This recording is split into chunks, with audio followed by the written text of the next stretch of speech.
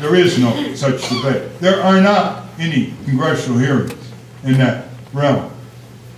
So that's the second layer of control. That is, they control our government. It's not that the corporations have too much influence in Washington. The corporations are our government. It has now become exactly what Franklin Delano Roosevelt predicted, exactly what Abraham Lincoln predicted in his letter to Colonel Ellis, exactly what Thomas Jefferson forewarned the American people in 1816. And I'll quote it in FDR's words. Here's what he said, quote, to Congress, 1938. When government is controlled by private economic power, that's fascism. That's Franklin Delano Roosevelt.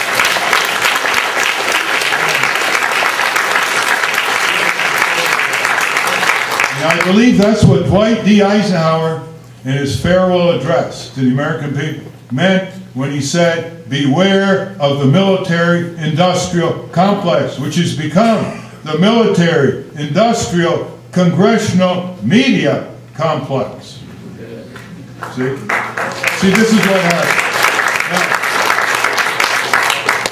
and by the way, all these clipboards, you know, that's to keep us together. When we come to California, we can alert you and put your names on our email list. And how many can get some of their friends and neighbors to put their names on our email list so we can grow the email list? Can I see the hands?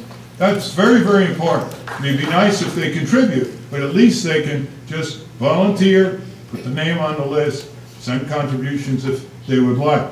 Here's the third way corporations control us. They get in our heads. First way, starting when we're kids. We are given signal after signal. Shut up and get in line. You can't fight City Hall. You can't fight General Motors. You can't fight the powers that be. The whole educational system is geared to make us believe instead of make us think. It's geared to make us obey instead of make us challenge and dissent. And dissent is the mother of all assent.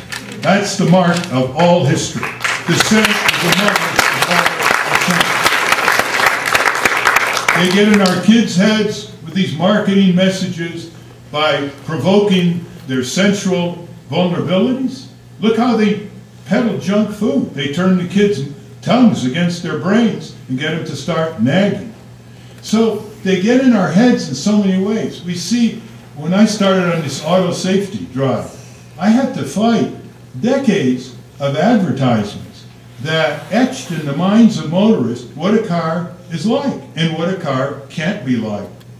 In other words, a superimposed metallic junk pile that had gas-guzzling engines, and it could kill people in a crash in 10 miles an hour, where people's heads would hit a rear-view mirror that didn't break away as it does now, or get speared by a rearward displacing steering column, which it doesn't do now, or be thrown through the window because there was no seatbelt as there is now.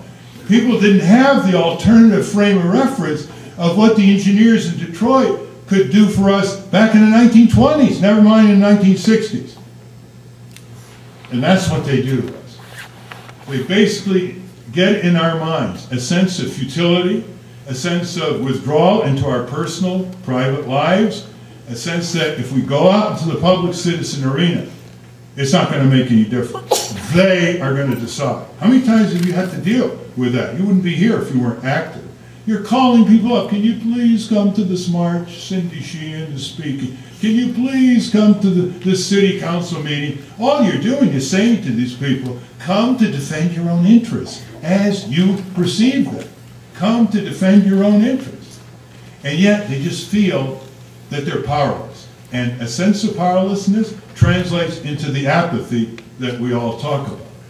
And so they get into our minds. And that's why we have to have a public philosophy of the resurgence of the American people to take back their country, to become a humanitarian superpower, to have a 6-month withdrawal, negotiated withdrawal from Iraq, which would take 6 months just to get out of Iraq to begin with, UN-supervised election, to support the Israeli and Palestinian peace movement not the hardliners in Israel who want to keep repressing, occupying, militarizing, and colonizing Palestine.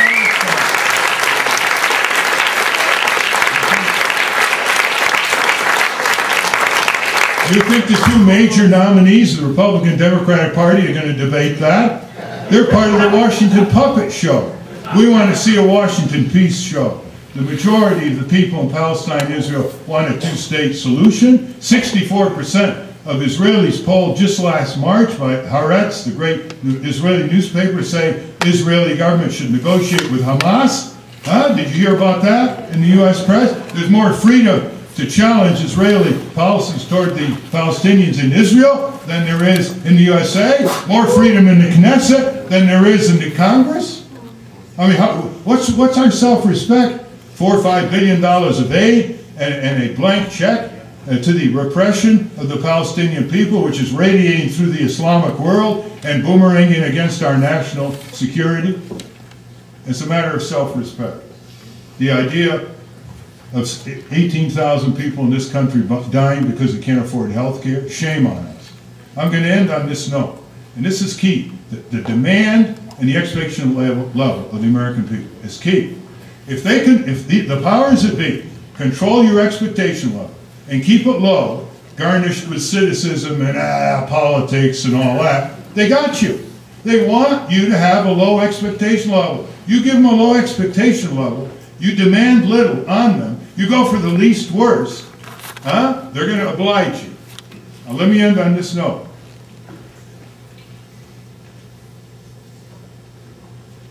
Eugene Debs.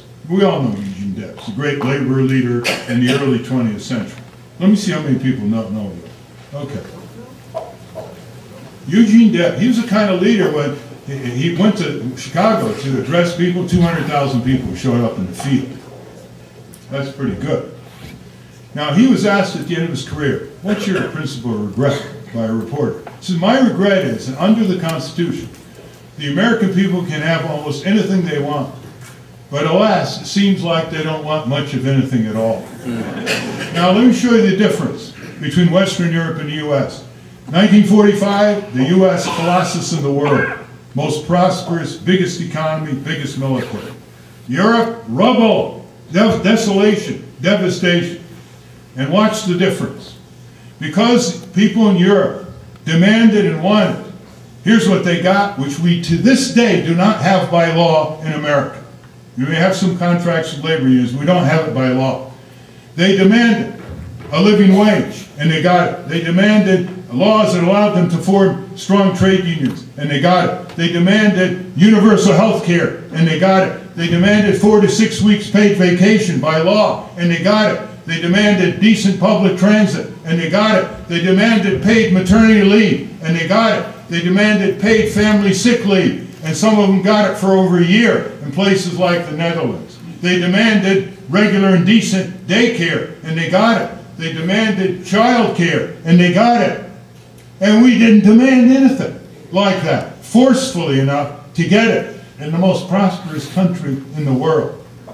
And if we don't have fire in our belly to animate what's in our minds and what we know this country should be like, and what kind of country we want to live in, and how we want to face our children and grandchildren as our country is driven into the ground by these corporate political fascists, day after day, year after year, stripping the solutions from the shelf so they're not applied on the ground. We have so many solutions in this country, technical, social, you name it, electoral. If we don't get that fire in our belly, if we don't get functionally indignant, it's not going to happen. It's not going to happen. And those nose-ring liberals who are tethered to this dying dynamic of the least worst of the two parties will never get anything but the least worst for the rest of their political careers.